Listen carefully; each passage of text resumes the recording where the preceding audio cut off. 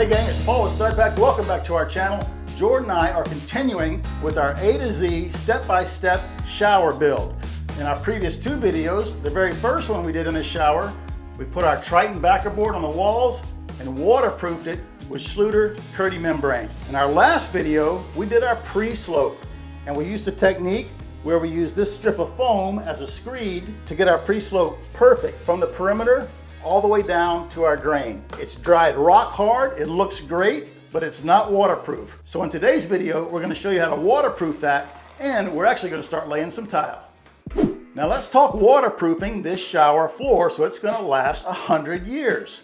This is a pretty small shower, about 3 by 3 feet, and I can reach every part of it just by kneeling outside the curb. But what if you had a much larger shower? You're gonna have to tackle this in a couple of different steps. Your first step would be to waterproof all the edges. You're gonna get the Schluter band material right here. This is what it looks like. It's a little thinner than the Curdy, and you would put it in the edges. And all of these products are sized so that you always get a 2-inch overlap on your seams, like that. You wouldn't wanna do that. 2 inches is much better for your overlap, for your waterproofing. But since this is such a small shower, I really don't feel like I need the band. And I can save 4 seams basically, right? So we're gonna make our base and our material coming up the walls all out of one piece of Curdy, just like that. We notched the corners. Now you can see how it's gonna work. We're gonna install this first, put our corner there, and we're ready to go. You could also do it this way. You could put your corner first, put that on top. It doesn't matter. But I heard our timer go off on our thin set. It's done slaking for 10 minutes. Let's head outside, give it a little remix for 3 minutes, bring all the materials back in here, start putting down some waterproofing. All right, gang, there it is. Schluter All Set Thin Set. This is the white color. On all of this, we use the gray because it's a little bit cheaper, and sometimes you can get it a little more readily. Now I've switched to white because I only need half a bag for this floor for the waterproofing system. I'm gonna use the rest of that bag to set our floor tile because they're white also. White floor tiles, white thin set, white grout, no problem. But now we're ready to start waterproofing this, and we are gonna start with our 4 inside corners. And again, all we need is an 8 by 8 square notch trowel, and you saw me before using a 6-inch drywall blade to make it perfectly smooth and to push all the air out. So let's get these corners installed first, and then we're going to put in our main piece.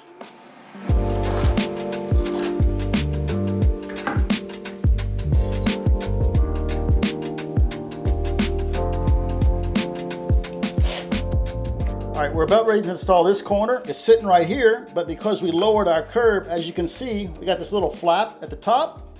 We're just gonna snip it off with our scissors about 1/4 of an inch.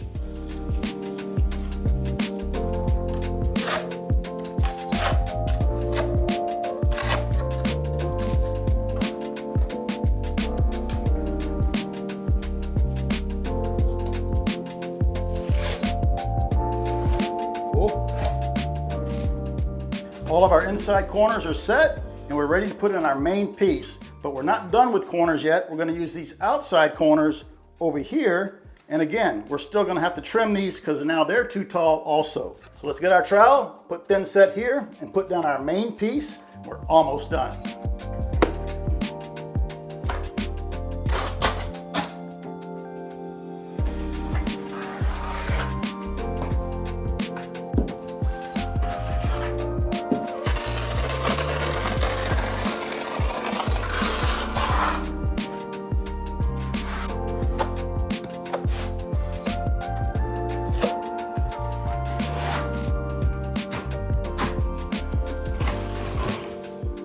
That's how it's gonna look when you're ready to install your Curdy membrane.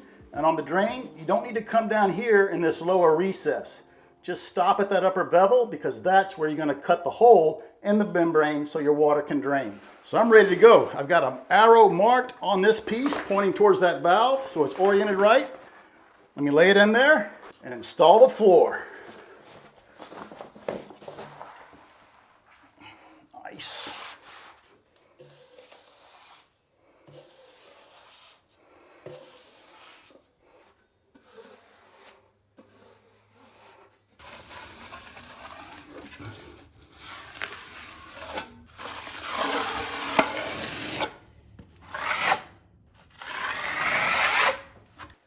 that literally took like 3 minutes. Now we're almost waterproof, and you saw my technique with the knife.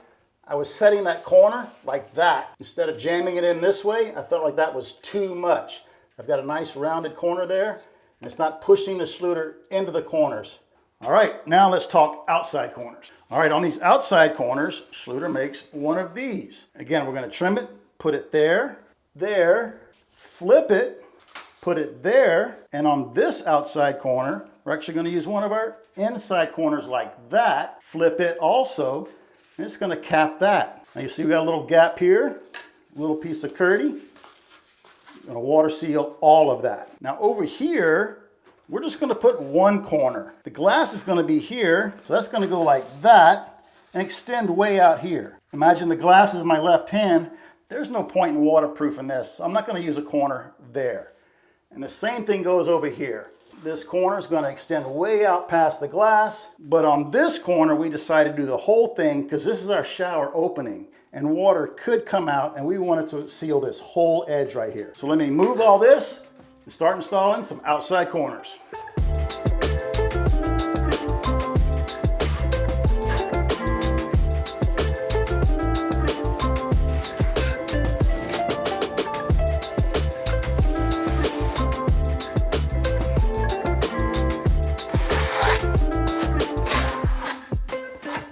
All right, all our corners are finished, and technically, we could start tiling immediately. We don't have to wait for this all set to get hard under our membrane before we start putting tile on top of the membrane. However, in true stud pack fashion, we're going the extra mile. We're actually gonna water test this. When we lived on the West Coast, it was actually part of the permitting and inspection process. You could not start tiling until the inspector signed you off on your water test. I guess in California, it's because they're trying to conserve every drop of water, right? But we like to water test it just to ensure that our work is perfect and we're not gonna have a leak in this pan and it'll last for years. So we gotta let this all set dry. We'll come back tomorrow, fill it with water to the top of the curb. That'll be our benchmark, right? Come back the next day and see if any of it's leaked out. But today's President's Day, I say we get out of here, go home, and grill some burgers, dude. Let's do it. All right.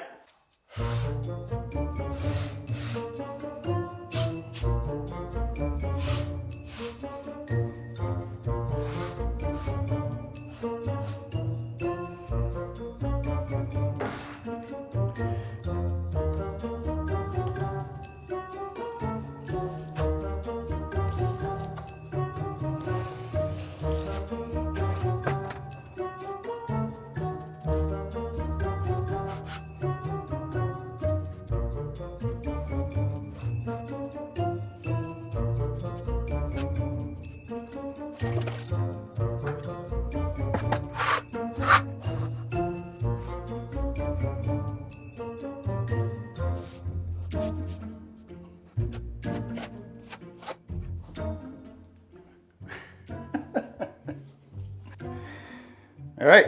Can you go to sleep now? Yes. All right, it's the next day, and now you can really tell the difference between the gray thin set and the white thin set. It is totally dry, and it is time to fill this with water. We've got the hose coming in through the window. Let's fill her up.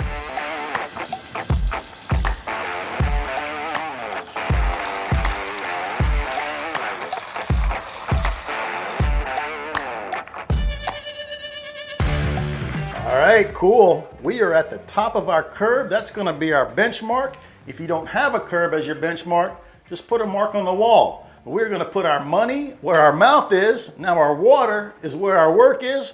We have a lot to do today, so we're gonna let this sit for 24 hours and we're gonna come back tomorrow, see if we got any leaks. All right, we're back. It's the next day, and it really is the next day. I didn't just change shirts for you, but we would never do that anyway, right, Jordan? Right. All right. Now you will notice that the thin set is wet above the water line, and that's fine because it's gonna soak up that water. But once we remove the water, it's going to dry. Every shower in America, you could separate into one of two categories.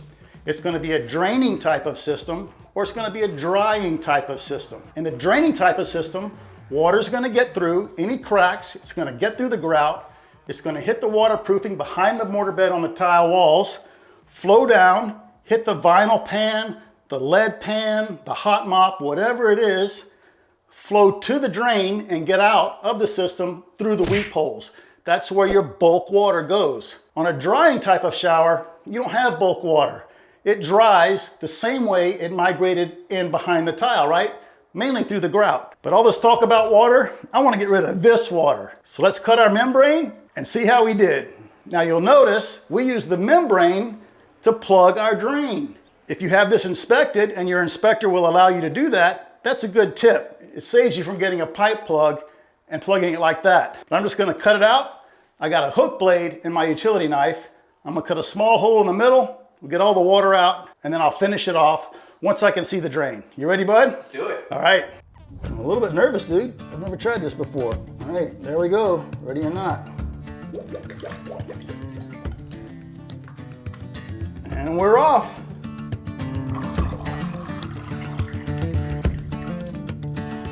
All right. And if we did our job right, there should be no standing water anywhere, and it's looking great. Now I'm gonna get the same hook blade, and I'm gonna go all the way back to that bevel in the drain that we showed you a little bit earlier. And then I should just be able to follow it around, just like a compass, huh? There we go, look at that.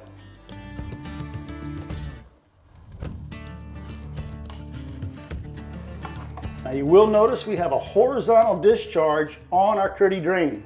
Most of them go straight down, but this horizontal discharge enabled us to come across and 90 down to the existing trap without having to break up concrete and move the trap. So my local supplier actually had one of those in stock, but if they didn't, I would order that and wait. That's how much time it saved for us, right, Jordan? We didn't have to jackhammer all that slab. Because remember, we got a footing here and here. This is a corner of a building. We've been through this before and we know how much concrete is under there. Anything we can do to minimize that, I'm gonna do it. All right, our next step is to start tiling. And we are gonna tile the floor first. I know a lot of you are instantly throwing your hands up and saying, oh man, what are they talking about? But this is the proverbial fork in the road, right? Do you do the floors first or the walls first? Do you hang the upper cabinets first or the lower cabinets first? Do you use Wagos or do you use wire nuts? Now I know you pros, all you guys and gals who do this every day, you're gonna set the tile on the walls first, you're gonna work your way out of the shower and do the floor, and you come back the next day and grout everything. So this is geared more towards the DIYer, those guys and gals who are doing it on the weekend and trying to do it themselves. So we believe it's easier and you get a better finished product when you set the floor tile first, and here's why. Now here's a piece of our floor tile and here's a piece of our wall tile. Now if we were to set the wall tile first and then put the floor tile against it, we're gonna end up with something like this. And we're gonna have to fill these in with either small pieces of stone or pieces of cut stone. And if you're using a geometric shape, like squares, mosaics, hexagonals, penny tile, you're gonna end up cutting small slivers of that tile to try to fill in, or you're gonna fill it with grout, and it's not gonna look the greatest.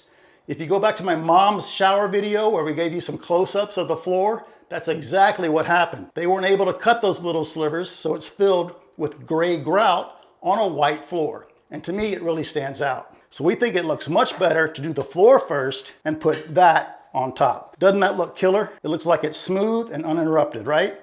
All right, guys, before we start laying tile, we gotta start with the drain. So we're using all Schluter products. We've got the Schluter drain, of course. Comes in 3 parts. The grate, this comes in all different colors to match the shower trim. We're going 1980s chrome. Now this is called the height adjustment collar, and this is called the lateral adjustment ring. Let me show you how they all go together. So let's start with the height adjustment collar. It has these tabs molded on one side. By comparison, this other side is smooth. It doesn't have them. Those tabs lock into this groove on your grate. Check it out. You heard that snap? That is not coming off without a putty knife. Now the lateral adjustment ring, it could go on either way, but it actually has this bevel on one side, which makes it a little easier to start, just like that. Now we've got it assembled, come on down here and let me show you how this works. So the lateral adjustment ring, this part, it allows you a little side-to-side adjustment. Isn't that cool? To get your layout perfect. And then the height adjustment collar allows you to go up and down with your grate depending on your tile thickness. So they've really thought of everything with this drain design. Now Jordan and I have decided to take a full sheet. We're gonna remove some of the stones from the middle and place it over the drain and work out from there to the walls, just like we talked about earlier in the video. So let's remove these pebbles from the middle, get started. Oh.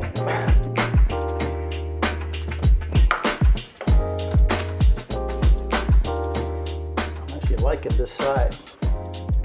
I don't think we're gonna get any better than that, huh?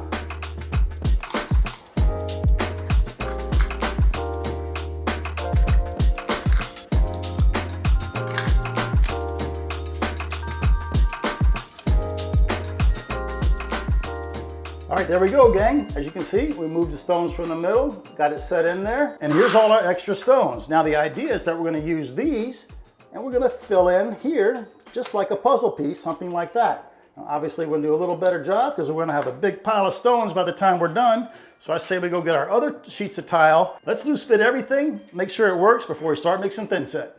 All right, that looks fantastic. That's 9 sheets. Jordan and I have been messing around with it for a while, and what we found was you have to rotate these and find that perfect corner, right? That perfect edge, so they mesh well with the next one.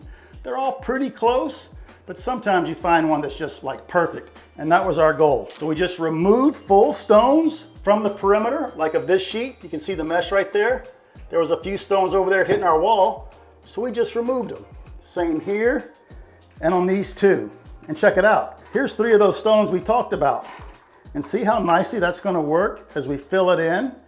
And then when our wall tile goes on, look how nice that's gonna look. And we haven't cut a single tile. So it's almost time for thin set. So I say we go outside, mix it, and while it's slaking, we'll come back inside and mark all these so we don't lose our pattern, and we'll completely cover the drain with blue tape so we don't get thin set inside of there. That's an important step. Let's head outside. All right, there's our thin set. We mixed up only a quarter bag, so we're not wasting it. And we spared you the mixing montage. You've seen enough of that, right? Now I've got a margin trowel, always good to have. And I have 2 notch trowels. I have this smaller one, 11/64 square. It's simply a Dietrich trowel by Schluter. And I have a 1/4 inch notch trowel. What I'm gonna do, I'm gonna put some thin set down, embed our tile, pull it up, and I'm gonna check for coverage. If I don't like it, and I need more thin set, I'm gonna move up 1 notch trowel size. So let's put some thin set down and check out our coverage. All right, let's try it.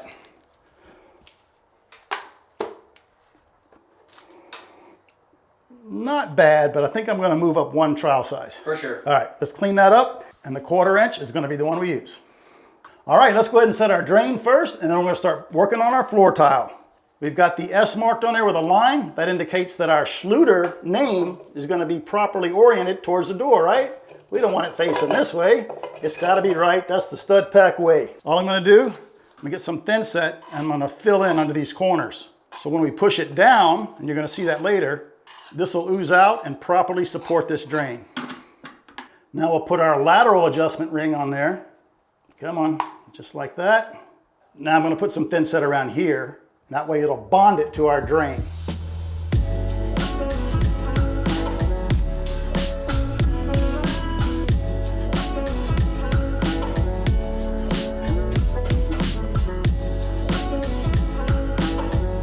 All right, I'm gonna leave this high. I'm gonna push it down once we get our tile in there so it's just below the level of the tile. Let's put our thin set all along here with our 1/4 inch notch trowel.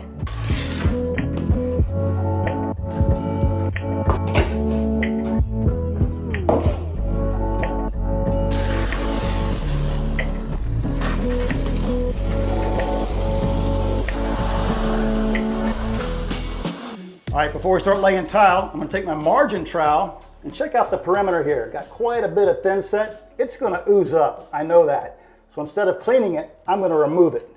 Take the margin trowel like that and just scrape the sides. See what a nice job that does? I'm gonna go all the way around.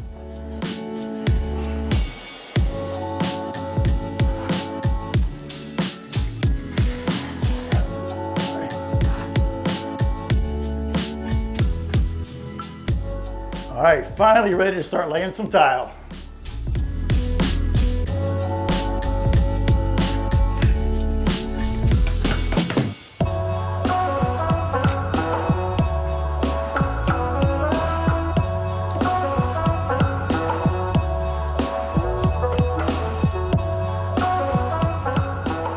All right, that is looking absolutely fantastic. Jordan and I love the way that looks. Now, the last step for us is to fill in all these areas around the perimeter and the drain with these loose stones. If none of these are the perfect shape, we have a couple of full sheets we can pull from, and it goes something like this.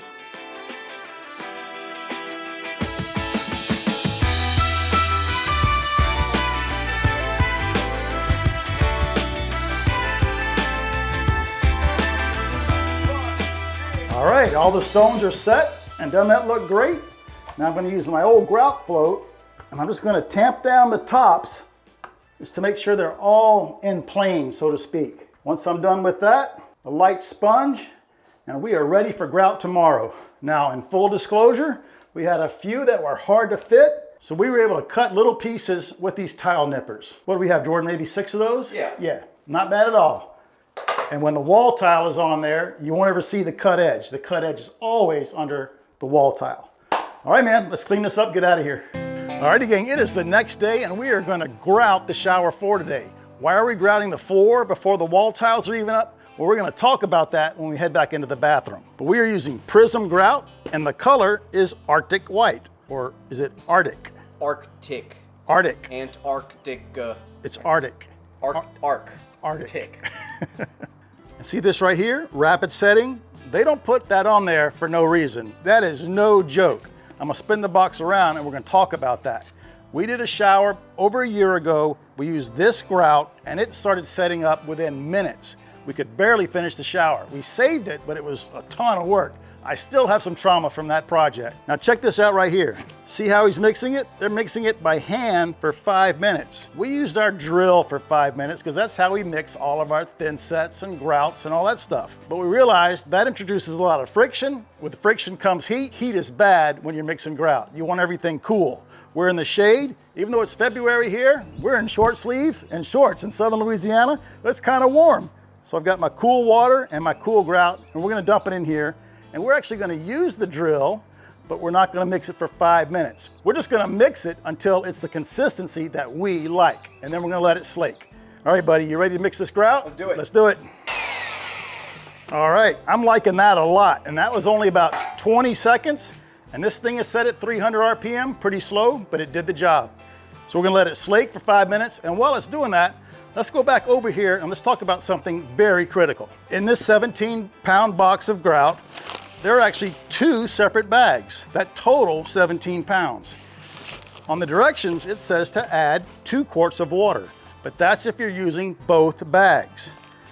And on the bag, let's see, Jordan, right here, mix 1 quart of water per each bag. And that's exactly what we did. I brought my little beaker today, got exactly 1 quart, 4 cups, and we mixed our thin set. All right, man, let's go inside. Let's talk about something else while that's slaking. Now, I got in here this morning with a utility knife, and this is a very important step. And this goes back to selecting the right trowel size. If you pick a trowel that is too big, the notches are too big, you're gonna get a lot of thin set squeezing up between all the tiles, and it's gonna interfere with your grout job. So we used that 1/4-inch trowel, and it was perfect, but we did have a few areas where the thin set squeezed up. So I just got my knife, and I cleaned all those areas out. It's always pretty bad around the drain. And I vacuumed the whole thing. So all those loose bits are not gonna get in my grout. And you're probably asking yourself, why are we grouting the floors already? I mentioned it outside, but come on down here and let's check it out. Around the perimeter, we have some pretty large gaps, but that's okay because remember, our wall tile is gonna come down and cover those. But if I were to lay the wall tile first and then grout everything, I can't be 100% sure that grout is gonna get in here and fill all of those. And the last thing I want is for a pocket to be in there that gets filled with water, and now it's sitting in there and it can't really dry out. And we know we're gonna get some comments about working over a finished floor, but we do that all the time. And look, gang, it's a rock, basically, right? We're not gonna damage that. We're gonna cover it, like I said, and it's gonna be fine. But I heard our timer go off. Let's head outside. Our grout is finished slaking. We're gonna give it a little bit of a mix, come back in here, start grouting. Here we go. I got my nice silicone grout float by Primo Tools. Let's get going. I think I'm gonna start in this corner back here. And this should go pretty quick. It's a small shower.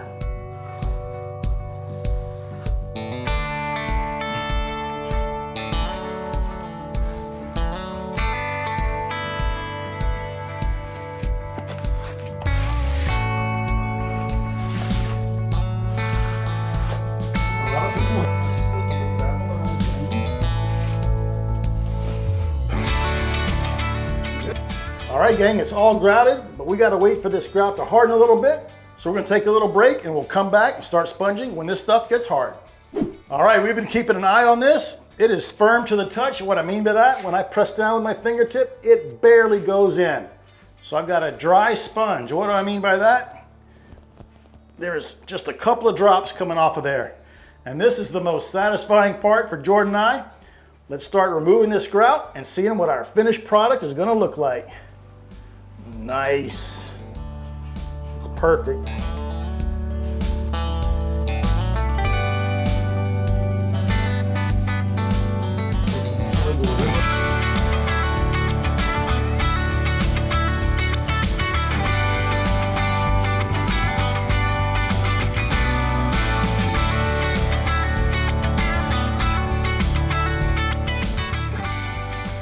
All right, gang, there you go. That's giving you a glimpse of what this is gonna look like when it's all done.